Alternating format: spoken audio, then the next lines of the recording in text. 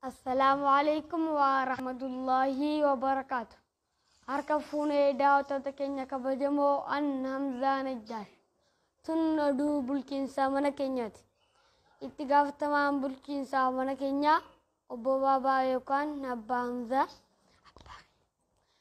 لما سومنا الرتي جراتو تمنا كينيا مريتان الرتي تيانتون بلكين سامنا كينيا تيفي اتقافتمتم فاينانسي من كينيا أدي أمّا يوكان هاتي همزاتي سيرماتني تجرو نموني دي من كنانا لالريان هندمتو والجاي كان إرتي هرماتني تجرو من كينيا كيستي أكمتي سمنو كمنيتشو إرتي إفسبلان اتقافتم عن بلكين سمنا كينيا أبو بابا إرّا أكو مكان نمين Hasaballa irra mormi cimaan isaan mudatun dhagahame. Nuti akka daa'immanitti yeroo soomanaa kana mirgi soomanuu nuuf kabajamuu qaba.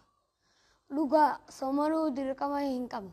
Garuu yoo nuti jaalanne nuuf hayyamamuu qaba. Sababnis sawaabni nuti hojjennu sawaaba bulchiinsa mana kanaa waan ta'eef gaafa guddannillee soomanaatu nu eeggata waan ta'eef muuxannoo nuuf taha. Agabaastuun teenya hilwaan akkuma as gaditti isiniif gabaasti. قالتوا من داخل السلام عليكم ورحمة الله وبركاته أكن قرتن داوتو تخينا خبجمو أن هلوا نجاشي بالجنس من خينا سومنا أكمت أكا سومنو قبل إرتي مري تاسسي مري تاني إرتي إبسي بالآم بلشا بالجنس من كينا أبو بابا دان كنمي تاني إرتي اسمرمين تمان إسام مدتشون رقامي سببا مرمي تناتس سومنا خيسا الكرفا بلني قيا نوللو في نريبو نراها دبت كنجوتو أكسمس سومنا وصو سومنو دندنيو يرابا نخاسو ديدو في لولي دانغا دبري خندن بلچين سومنا كينيا هن ايغني قاترا وجي والقبتي قبينيا منا كينيا كان أكبر چبقو برادا في meeshaalee manaa caccabsuun faayinsii irratti waa rukkoo fiduuf kunilleen akka dhaabbachuu qabu yaada isaanii ibsataniitu jiru. Guyyaa nuti hin soomanin nyaanni keenya akkaataa dambii ittiin bulmaata mana keenyaa eegeen nuuf laatamuu qaba. Fakkeenyaaf nyaata daa'ima miidhu kan yeroon itti dabare nuuf kennamuu hin qabu yoo fayyummaan isaa ogeessaan mirkanaa'e malee. Teessoo tana irratti itti gaafatamtuun dhimma daa'immanii bulchiinsa mana keenyaa daa'imni Aqsaa Najjaash mormii cimaa dhageessaniitu jiru. Yaadni mormii kana fakkaata.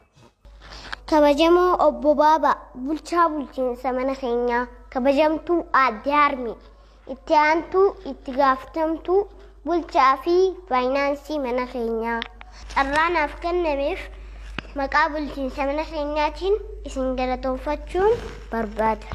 Isin haadhaaf abbaa kiyya waan taataniif isin kabajuunis dirqama. Garuu hawaasa bakka bu'eetiin as ta'a waan ta'eef yaada hawaasaa dubbachuun dirqama. Kabajamoo obbo Baaba laalaa ilkeetiyya tana deem buskuta bitadhee osoo naan jaanii buskuta sukkarri ilkeetiyya keessa rakkoo galchee jira. Rakkoon nam daddatun dhaloota namootaa miidhuu hin qabu. Yaadni kiyya kan xumuraa yeroo nyaataa dabarsanii nu dheeressuun haanurraa dhaabbatu. Yoo soomanu yoo nyaatan nyaachuu khalaas.